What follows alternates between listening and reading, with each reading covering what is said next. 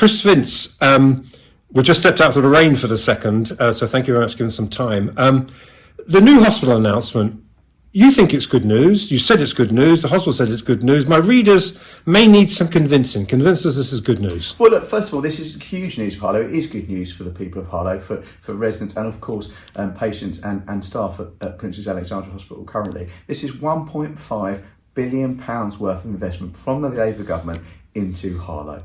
You know, we all would like the hospital as soon as possible, but the reality is what we've got for the first time is a concrete timescale for the completion of the new hospital, and I think that's something that we should be excited about. Of course, we know there will be challenges in the short term. I had the pleasure of visiting the current Princess Alexandra Hospital on Friday. I met with the staff, I met with some patients as well to talk about the challenges they face, and they are very, very real. You know, and it's not right that actually they've been let down. Public in Harlow have been let down by a false promise from a previous Prime Minister in 2019 about these 40 new hospitals, when there wasn't the funding and there wasn't the plan in place to make it happen. We've now, for the first time, as I say, got a concrete plan for a new hospital of Harlow, and that's something we absolutely should be excited about. But people will probably only be excited when they see a ribbon cut in 2034, 2036, you accept that. You accept the cynicism and exasperation. Well, as I've said before, 6 months ago, before I was an MP for Harlow, I felt the same way. I felt as frustrated as residents in Harlow felt about the fact that,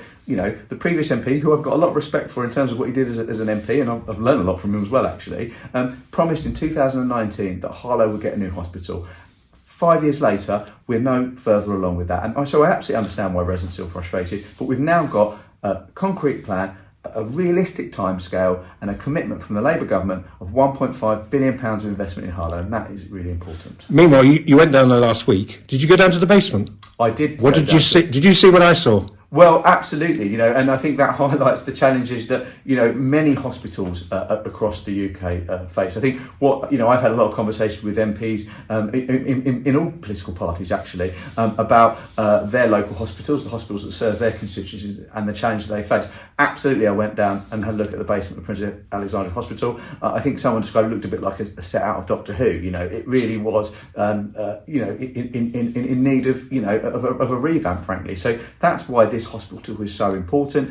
I recognise that residents feel frustrated that they were told 5 years ago they were getting a new hospital without progress, but I feel really positive that this is a concrete plan. And I would add additionally on the point you make about the current site and the basement, but obviously the other challenges that they face. What we did see in the budget by the Labour government making difficult decisions is funding to support the current building in the meanwhile. But the thing I would also add as well, with this concrete timescale, with a clear plan to get to completion, I'm sure, I know you've met with the chief executive, but what that means is staff at Princess Alexandra Hospital have, a clear timescale to work with. Whereas before it was always kind of when's it going to be, how long have we got to last, that sort of thing. And something that Michael Meredith said when he was interviewed by yourself yesterday was actually this will help to attract staff. Knowing that there's a clear plan for a new hospital in Harlow will attract new staff. So I think that's something that we should be positive about, but I recognise the challenges in the short term. So what's your job? You've already met the chief executive, haven't you? And on a number of occasions, but what's your job between now and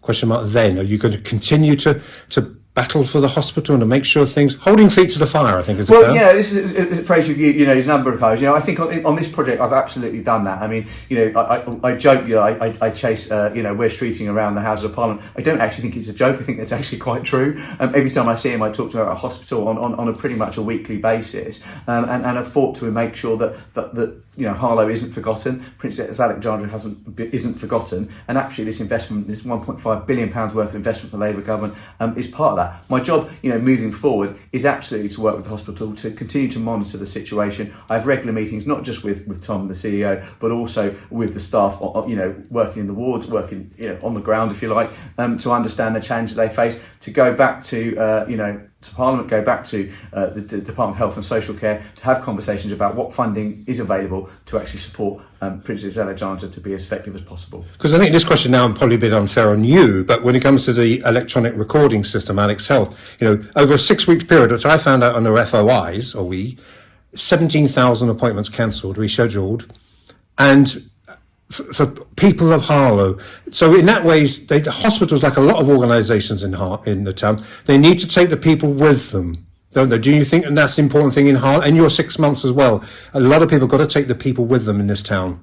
Well, I think it's really important that it's communication, isn't it? I mean, I'm talking to the master when it comes to communication, but it is important to communicate with residents to explain what's going on. I think part of the announcement that Wes Streeting made on Monday was about being honest and about being frank, and it's something I'm afraid to say the previous government weren't doing, because they were giving, I describe it as a pipe dream, but the unrealistic timetables they were given just was impossible. I obviously have had conversations with the Health Secretary with regards to the new electronic system. I've met with hospital staff on that as well, and I recognise the issues, and I hugely recognise the frustration that patients must face.